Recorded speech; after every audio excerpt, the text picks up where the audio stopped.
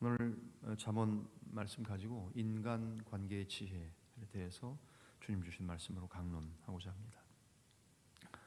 잠언은 사실 단편으로 한 절씩 떨어져 있는 내용들이라 묶어서 한 주제를 말씀드리기가 참 쉽지는 않습니다. 그러나 오늘 본문을 통해서는 특별히 우리 인간 관계에 있어서 어떻게 지혜를 가질 것인가, 또 하나님 인간 관계에서 지혜를 주십시오, 이런 기도의 제목들을 가지고 오늘 말씀을 좀 살펴보기로 합니다. 첫 번째는 선과 악의 다툼에서 인간관계의 지혜는 어떤 것인가를 좀 살펴보기로 합니다.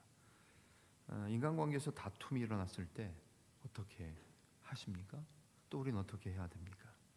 솔로몬의 이 지혜를 살펴보면 우선 가장 좋은 것은 뭘까요? 다툼 자체를 피하는 겁니다. 시비거리나 다툴 만한 일이 있으면 그것을 그냥 피하는 것이 굉장히 지혜로운 방법이라는 것이요. 다툼이 시작되는 것을 뭐라고 말합니까? 14절 말씀 보시면 다투는 시작은 뚝에서 물이 새는 것 같은즉 싸움이 일어나기 전에 시비를 그칠 것이니라 라고 말씀합니다. 다툼 자체를 피하라는 거지요. 텔레비전 보니까 한문철의 블랙박스인가 이거 보니까 자동차 사고들 나는 경우들을 이렇게 블랙박스로 녹화해서 텔레비전, 그것도 하나의 프로그램이 된다는 것 자체가, 옛날에는 상상을 못하는 일이었는데 그냥 하나의 프로그램이 돼요. 근데 가만 보니까 저도 저의 운전 스타일을 돌아봅니다. 제 아내가 늘 한 얘기 있어요. 당신 운전할 때 사람들하고 시비 붙지 말라고. 제가 시비 잘 붙게 생겼는가 봐요. 그죠? 제 성질을 아니까 아내가 늘 권면합니다. 아니 그냥 혈기만 있어가지고 그 사람이 조폭일지 야구방망이 꺼낼지 손도끼 꺼낼지 어떻게 하냐고 그냥 조용히 그냥 가라고. 하도 막 그러는데 참 하나님의 말씀이에요. 아내가 하는 이야기는 다. 그래서 근데 사고 나는 경우들 보면 이쪽에서 아무리 피해를 입어도 한번 말을 던지니까 그 사람이 자기 잘못한 것도 알겠지요. 근데 일단 시비가 붙으면 그게 커져요. 진짜 어떤 사람들이 우리 주변에 있는지 모르잖아요. 우리도 뭐 다른 사람 볼 때 이상한 사람인지 몰라도 우리보다 더 이상한 사람들 많아요. 정말 정신이 이상한 사람들 많습니다. 그죠? 근데 어때요? 다툼 자체를 피하라는 거예요. 그냥 먼저 가시라고. 그래, 뭐 화장실이 급한가 보다. 그리고 그냥 먼저 가라 그러고 내버려 둬야지 자꾸 시비 붙지 말라는 그런 말씀 아닙니까? 그럼에도 다툼을 좋아하고 피하지 않는 자가 있다고 말씀하세요. 그런 자는 19절에 있는 말씀처럼 다툼을 좋아하는 자는 어때요? 죄의 과를 좋아하는 자는. 그러니까 자꾸 다투기를 좋아하는 사람은 죄와 죄에 대한 과오를 좋아하는 자요, 자기 문을 높이는 자는 파괴를 구하는 자다라고 말씀하세요. 만약 다툼을 피할 수 없는 상황이라면 그럼 어떻게 될까요? 13절 또는 15절에 말씀하는 것처럼 결코 악의 편에 서서는 안 된다는 겁니다. 13절 누구든지 악으로 선을 갚으면 악이 그 집을 떠나지 아니하리라. 15절 악인을 의롭다 하고 의인을 악하다 하는 이 두 부류의 사람은 어때요? 다 여호와께 미움을 받느니라. 그러니까 우리는 다툼을 피하는 게 최고인데 그러지 못할 상황이라면 악한 편에 서서는 안 된다는 거죠. 너무나도 쉽고 단순한 말씀 아닙니까? 잘 안 돼요. 그러니까 오늘 우리가 또 이렇게 말씀 듣고 기도하고 일어나면서 하나님, 제가 다툼을 피하도록 도와주시고 혹시 그러지 못할 상황이라면 결코 악의 편에 서지 않고 정의의 편에, 선의 편에 설 수 있도록 도와달라고 그렇게 기도하시자는 이야기예요. 일단 싸움이 벌어지지 않도록 조심하고 시시비비를 가리는 것 자체를 조심해야 합니다. 반드시 선한 편에 서고 악한 자들을 멀리하는 지혜와 분별력을 발휘하시기를 바랍니다. 두 번째는 어떻게 인간관계의 지혜가 어디에서 필요합니까? 우매자와 지혜자 사이에서 하나님의 인간관계에서 지혜를 요청해야 됩니다. 솔로몬은 항상 미련한 자와 지혜로운 자를 구분하지요. 근데 미련한 자는 지혜를 얻기 위해서 노력하기보다는 미련한 자는 돈을 얻기 위해서 돈으로 지혜를 사려고 애쓴다는 겁니다. 16절 미련한 자는 무지하거늘 손에 값을 가지고 지혜를 사려 함은 어찌민고. 불가능한 일이죠. 근데 결국 지혜를 얻으려고 하지도 않지만 지혜를 얻으려고 해도 뭐예요? 돈을 통해서 돈을 가지고 그것을 사려고 한다는 겁니다. 그러나 이것은 하나님께서 원하지 않는 잘못된 선택입니다. 18절에 있는 것처럼 지혜 없는 자는 남의 손을 잡고 그의 이웃 앞에서 보증이 되느니라 하고 말씀하십니다. 지혜로운 자의 주변에는 끊임없이 사랑을 베풀고 위급할 때도 도와주는 명철한 친구들이 주위에 있게 마련이라고 말씀하세요. 17절 친구는 사랑이 끊어지지 아니하고 형제는 위급한 때를 위하여 낳느니라. 우리 주변에 그런 좋은 친구들, 아니 여러분 뭐 고향을 떠나고 군문을 떠나시고 또 친구들과 관계가 뭐 소원해질 수도 있죠. 그런데 우리에게는 또 어떤 친구들, 어떤 도움 주는 사람들이 있습니까? 자원교회의 교우들, 구역의 식구들, 전도회의 식구들, 그 기관에 있는 사람들, 사실 뭐 생면부지의 사람들 아닙니까?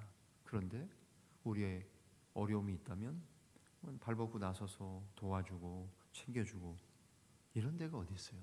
근데 이거 우리보다 더 끈끈한 데가 어디예요? 이단들이에요. 이단들은 빚까지 갚아주더라고요. 제가 군생활할 때 어떤 병사가 이단 교회 잘못 나갔는데 이렇게 자초정 상담을 하다 보니까 자기 집에 있는 빚을 그 이단에서 다 갚아줬대요. 가만히 생각하니까 저 같아도 혹하겠더라고. 예? 집안에 부채가 있는데 그 잘못된 이단 시비가 있고 사입이 그 집단에서 빚까지 갚아주는데 얼마나 고마워요 하지 않겠어요? 돌아온 주 추수감사절입니다. 감사하지요. 그리고 그 정도 빚을 탕감받았고 부채를 대신 갚아줬으면 예의상으로도 그 이단교회 몇 번 나갈 것 같아. 그죠? 그러니까 우리가 아직 멀은 거예요. 어떻게 보면 주변에 정말 끊임없는 사랑을 베풀고 위급할 때 도와주는 그런 명철한 친구가 주위에 있어야 되는데 그런 친구가 되는 게 또 중요하지 않습니까?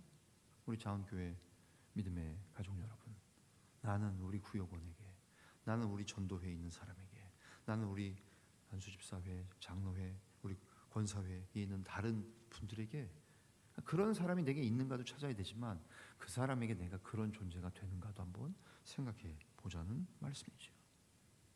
지혜자는 신실하고 선한 사람들과 관계를 유지하고 그들을 가까이 하는데 시간과 노력을 투자하고 드리는 사람이어야 돼요.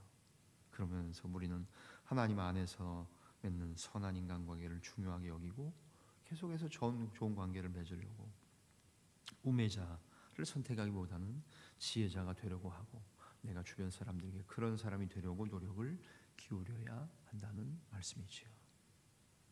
마지막으로 인간관계의 지혜를 하나 더 살펴본다면 무엇입니까? 마음과 말을 제어하라는 얘기입니다. 계속해서 잠언에 하시는 내용들 말씀 아닙니까? 지혜자는 자신의 내면을 정리하는 데 많은 관심을 가집니다. 그래서 자기 마음이 굽어지지 않았는지를 살펴야 된다고 말해요. 20절 전반절 마음이 굽은 자는 복을 얻지 못한다고 말씀하세요. 그러니까 우리 마음이 자꾸 굽어지지 않고 쭉쭉 펴고 고부라지지 않고 직선으로 그렇게 하나님 앞에서 우리 마음을 자꾸 신경을 써야 되고요. 마음의 즐거움을 잃어버리고 굳이 하지 않아도 될 근심에 빠져 있지는 않은지 점검해야 됩니다. 기뻐하는 것, 하나님을 즐거워하는 것, 하나님을 인조해하는 것, 여기 성도에 마땅한 바이지요. 그런데 그러지 않은 사람들 어떻습니까? 22절 마음의 즐거움은 어때요? 양약입니다. 보약이에요. 뭐 좋은 거 영양제, 건강 보충제 그거 열심히 드세요. 저도 뭐 많이 먹습니다. 그죠? 점점 늘어나죠. 근데 보면 여성분들보다는 주로 남자들이 이 뭐 약에 의존하는 경향이 좀 많은 것 같아요. 물론 뭐 여성분들도 그럴 수 있습니다. 그러니까 운동 안 하고 오히려 약으로 뭐 이렇게. 저도 뭐 이렇게 보면 뭐 이렇게 사다 주는 거 보면 막 이만큼 한 움큼 먹어요. 아침에 먹는 게 이만큼, 뭐 저녁에 먹는 게 이만큼. 그 양약이고 보약이겠지만 그것도 좋지만 뭐라 그러세요? 23절에 있는 거죠. 22절에 있는 거죠. 마음의 즐거움은 양약이라도. 그런데 어떤 사람? 심령에 근심하는 사람은 뼈를 마르게 하니라.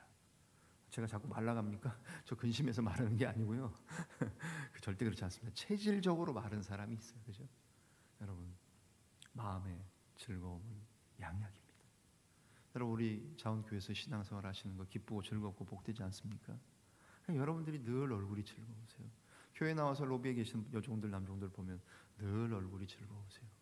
저는 자원교회가 주는 복락이라고 생각해요. 하나님 우리에게 주시는 기쁨, 여기서 오랜 동안 함께하는 종들, 그들과 함께하기 때문에 마음의 즐거움, 그것이 우리에게 보약이에요. 다른 것도 좋은 거 많이 드시겠지만, 많이 드셔야 되지만 함께 있는 공동체에서 우리 마음을 잘 관리하되 마음의 즐거움을 가지는 것, 굳이 근심하지 않아도 될 것들을 가지고 근심해서 뼈를 마르게 하지 말라고 말씀하십니다. 또한 마음의 상태를 가장 잘 보여주는 게 뭡니까? 입에서 나오는 말입니다. 그 사람의 마음 상태가 어떤지는 곧 말로 나오는 거예요. 저도 그렇죠. 여러분도 그렇습니다. 조금만 불편하면 결국 말로 나오잖아요. 피곤하고 신경 날카로운 말로 나오잖아요. 네? 여러분, 새벽 기도 하신다고 잠 모자른다고 우리의 말이 날카로워서는 안 되겠죠. 잠 못 자도 부대에 들어가서, 직장에서, 사람들과 인간관계에서는 비록 내가 잠을 못 자도 내 말은 날카로워지고 예민해지지 않고 따뜻한 말, 사랑스러운 말, 힘을 돋고 격려해주고 사람들을 북돋아주는 그런 말들 하려고 노력하면서 사는 것이. 비록 인상은 이렇게 생겼어도 따뜻한 말이 나오면 사람들이 다시 보게 되지 않겠습니까? 저는 사실 참 그런 생각을 많이 합니다. 나는 다른 사람들에게 어떻게 평가되는가 중요하지 않아요? 교인들이 저를 보고 목사님 그냥 날카롭다고 막 그런 얘기도 많이 하는데, 저는 그런 소리 듣는 것보다는 따뜻한 사람, 비록 따뜻해 보이진 않아요. 수족 냉증이 있어서 따뜻하지 않을 수 있어요. 근데 마음이 전달되고 사랑이 느껴지고, 비록 하나님 생겨 먹은 건 이미 틀렸지만 좀 따뜻한 사람, 입에서 나가는 말이라도 좀 따뜻해지고 싶습니다. 그게 저의 기도 제목이에요. 여러분은 어떠십니까? 늘 말을 조심하고 냉철하게 자기 말을 점검해야 되기 마련이라고 말씀하십니다. 27절도 말을 아끼는 자는 지식이 있고 성품이 냉철한 자는 명철하니라. 침묵은 그런 면에서 효과가 크지요. 28절, 미련한 자라도 잠잠하면 지혜로운 자로 여겨지고 그의 입술을 닫으면 슬기로운 자로 여겨지느니라. 웅변이 은이라고 했습니까? 그런데 침묵은 금이라고 얘기했잖아요. 어떤 경우는 그것도 맞는 것 같아요. 목사는 평생 말하는 사람이라 그건 이미 틀린 것 같아요. 그러나 상담할 때 들어주려고 노력합니다. 침묵하려고 노력합니다. 경청하려고 했습니다. 여러분들도 마찬가지 아니십니까? 무슨 말을 할지 주의하고 선하고 지혜로운 말을 하려고 노력하는 그 자체가 하나님의 백성된 증거입니다.